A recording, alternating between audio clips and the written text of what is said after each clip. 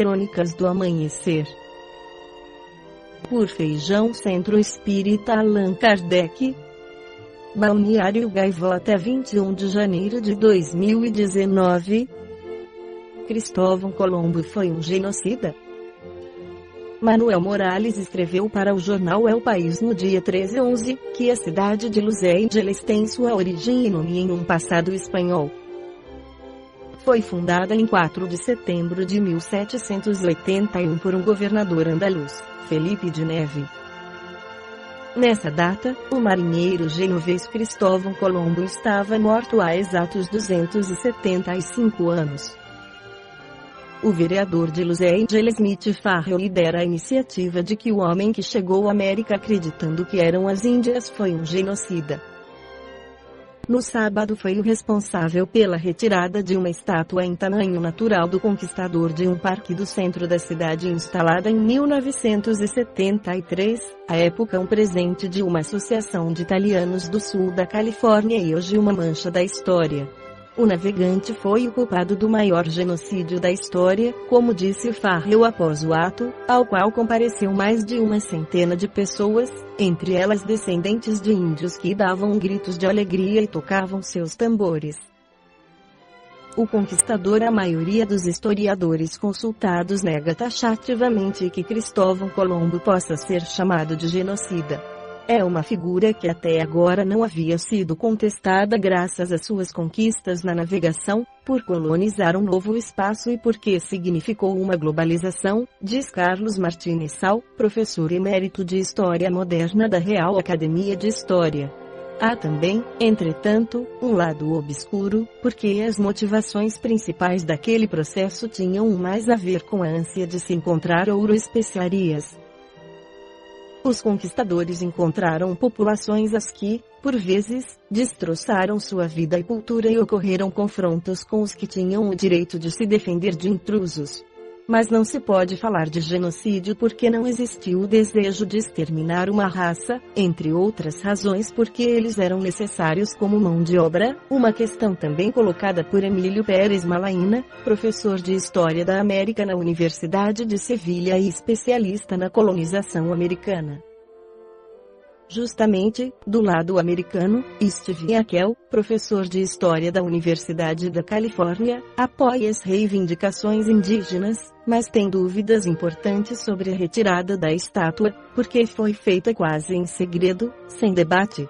Para Akel, Colombo foi uma pessoa muito controversa. Não propôs e não praticou o genocídio de nativos, mas pode ser condenado por escravizar centenas de índios.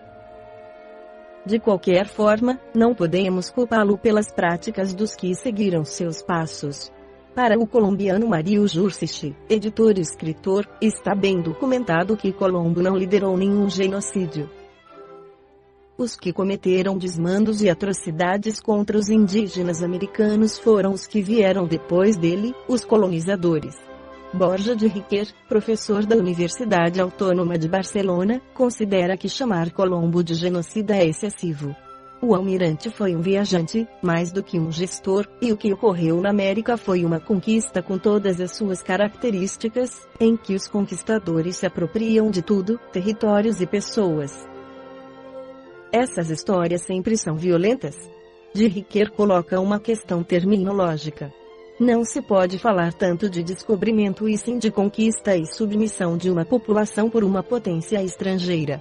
O professor Santiago Munoz Machado, membro da Real Academia Espanhola, premiado na semana passada com o Nacional de História por Falamos a Mesma Língua, um livro sobre a expansão do espanhol a partir da conquista até a independência das colônias, é mais contundente contra as autoridades de Los Angeles. Não há nada do que se arrepender e nenhum motivo de condenação. É uma agressão cultural retirar os monumentos que lembram Colombo. No lado oposto está o historiador britânico Roger Crowley, autor de O Mar Sem Fim, Portugal e a Forja do Primeiro Império Global.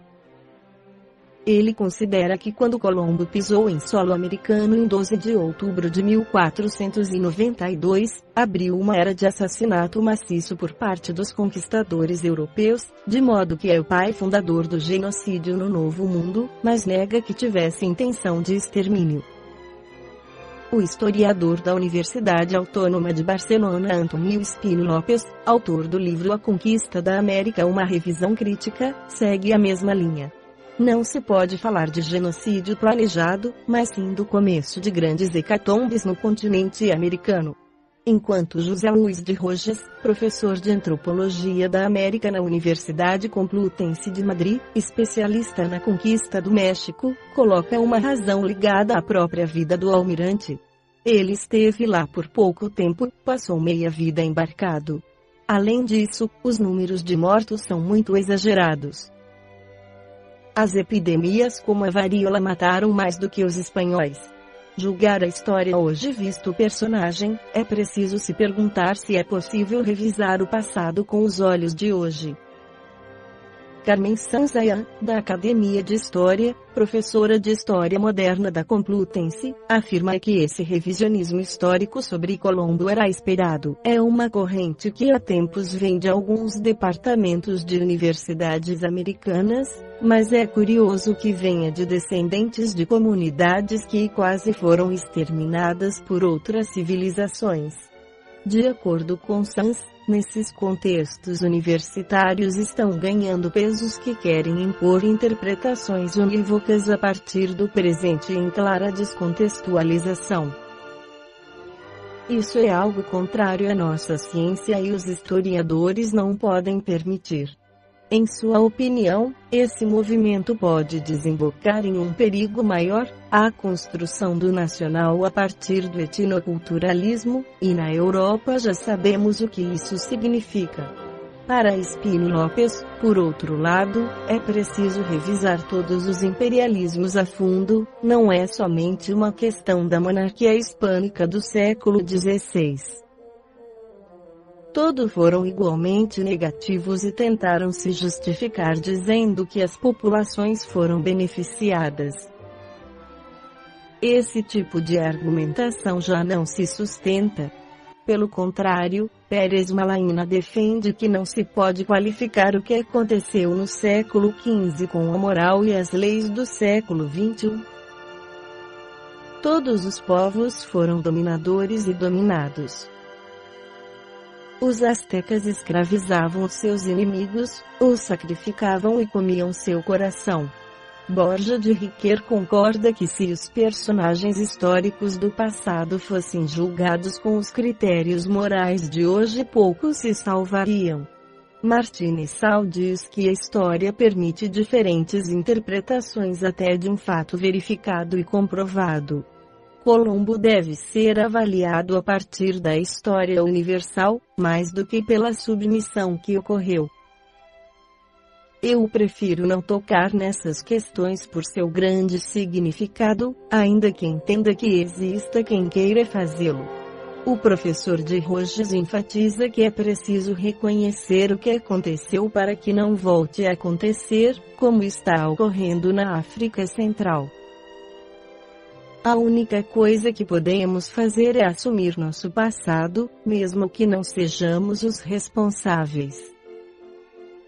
Os impérios no debate recorrente entre os que foram os piores, a conquista da América não foi muito diferente das realizadas pelos britânicos, os holandeses e os próprios romanos, diz de Riquer. O colonizador nunca é bom, mas se comparamos a marca dos espanhóis na América Hispânica com a dos ingleses nos Estados Unidos e os portugueses no Brasil, diz Consuelo Varela, doutora em História da América e pesquisadora da Escola de Estudos Hispano-Americanos do PSIC, que também dá esse exemplo. A Espanha fundou a universidade no Peru no século XVI, Lima, 1551, enquanto os ingleses fundaram Harvard em 1636 e no Brasil só no começo do século XX, quando já era independente. Pérez Malaína defende que a colonização espanhola não foi das piores, porque esteve muito ligada à religião católica e os conquistadores tinham uma certa consciência, algo que não aconteceu entre os ingleses. O britânico Roger Crowley defende seu país, reconhecendo que toda colonização significa a violência, saque e opressão, mas que o domínio dos belgas no Congo foi pior do que o do Império Britânico na Índia. Para concluir, o professor de Rojas assinala o motivo real pelo qual Colombo acabou no sábado jogado em um caminhão. Ele foi retirado pelo que representa, mais do que pelo que realmente fez. Enquanto Jurcic lamenta que ninguém ganha ocultando os fatos problemáticos do passado e eliminando-os da vista pública.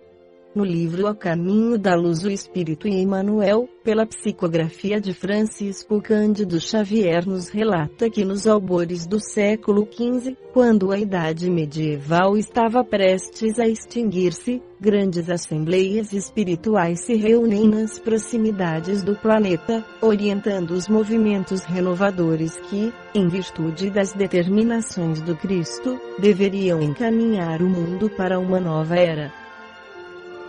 Todo esse esforço de regeneração efetuava-se sob o seu olhar misericordioso e compassivo, derramando sua luz em todos os corações.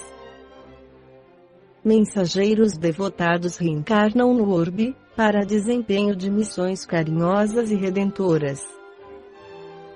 Na Península Ibérica, sob a orientação da personalidade de Henrique de Sagres, incumbido de grandes e proveitosas realizações, fundam-se escolas de navegadores que se fazem ao grande oceano, em busca de terras desconhecidas. Numerosos precursores da reforma surgem por toda a parte, combatendo os abusos de natureza religiosa. Antigos mestres de Atenas reencamaram na Itália, espalhando nos departamentos da pintura e da escultura as mais belas joias do gênio e do sentimento.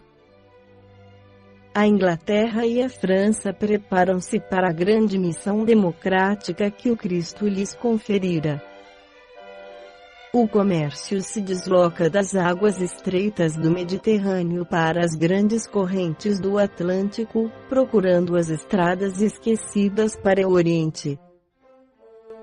Jesus dirige essa renascença de todas as atividades humanas, definindo a posição dos vários países europeus, e investindo cada qual com determinada responsabilidade na estrutura da evolução coletiva do planeta. Para facilitar a obra extraordinária dessa imensa tarefa de renovação, os auxiliares do Divino Mestre conseguem ambientar na Europa antigas invenções e utilidades do Oriente, como a bússola para as experiências marítimas e o papel para a divulgação do pensamento. O Cristo localiza, então, na América suas fecundas esperanças. Século XVI alvorece com a descoberta do novo continente, sem que os europeus, de modo geral, compreendessem, na época, a importância de semelhante acontecimento. As riquezas fabulosas da Índia deslumbram o espírito aventureiro daquele tempo, e as testas coroadas do velho mundo não entenderam a significação moral do continente americano. Os operários de Jesus, porém, abstraídos da crítica ou do aplauso do mundo, cumprem os seus grandes deveres no âmbito das novas terras. Sob a determinação superior, organizam as linhas evolutivas das nacionalidades que aí teriam de florescer no porvir. Nesse campo de lutas novas e regeneradoras, todos os espíritos de boa vontade poderiam trabalhar pelo advento da paz e da fraternidade do futuro humano, e foi por isso que, laborando para os séculos por vindouros, definiram o papel de cada região no continente, localizando o cérebro da nova civilização no ponto onde hoje se alinham os Estados Unidos da América do Norte, e o seu coração nas extensões da terra farta e acolhedora onde floresce o Brasil, na América do Sul. Os primeiros guardam os poderes materiais, o segundo detém as primícias dos poderes espirituais, destinadas à civilização planetária do futuro. Após a descoberta da América, grande esforço de seleção espiritual foi levado a efeito no seio das lutas europeias, no intuito de criar no Novo Mundo um outro sentido de evolução. Se os colonizadores da região americana, nos primeiros tempos, eram os degredados ou os proscritos das sociedades europeias, importa considerar que esses colonos não vinham tão somente das grandes capitais do antigo continente, na exclusiva observância do plano material.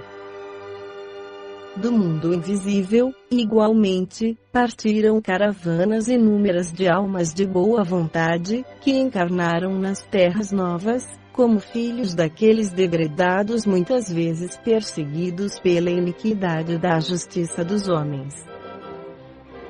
A esses espíritos mais ou menos adiantados, aliaram-se numerosas entidades da Europa, cansadas das lutas inglórias de hegemonia e de ambição, buscando a redenção no esforço construtivo de uma nova pátria em bases sólidas de fraternidade e amor, originando-se, desse modo, entre os povos americanos, sentimentos mais elevados, quanto à compreensão da comunidade continental.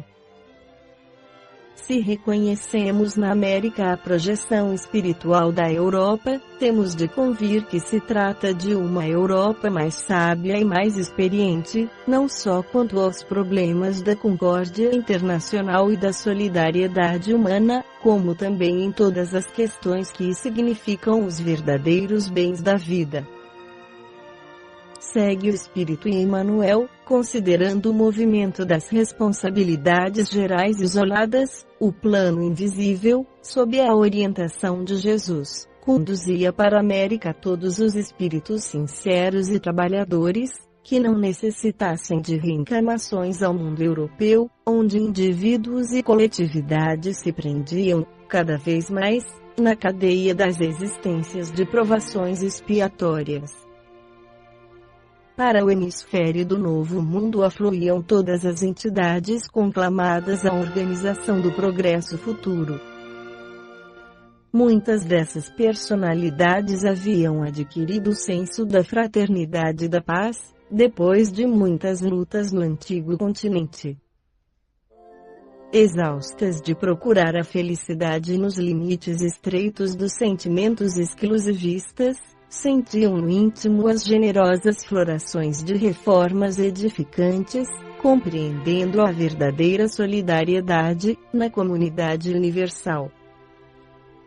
Foi por essa razão que, desde os seus primórdios, as organizações políticas do continente americano se tornaram baluartes de paz e de fraternidade para o orbe inteiro. É que a permanência no seu solo e nas luzes ocultas do seu clima social era considerada por todos os espíritos como uma bênção de Deus, em face das sucessivas inquietações europeias. Esta foi a crônica do amanhecer de 21 de janeiro de 2019, por Feijão Centro Espírita Allan Kardec.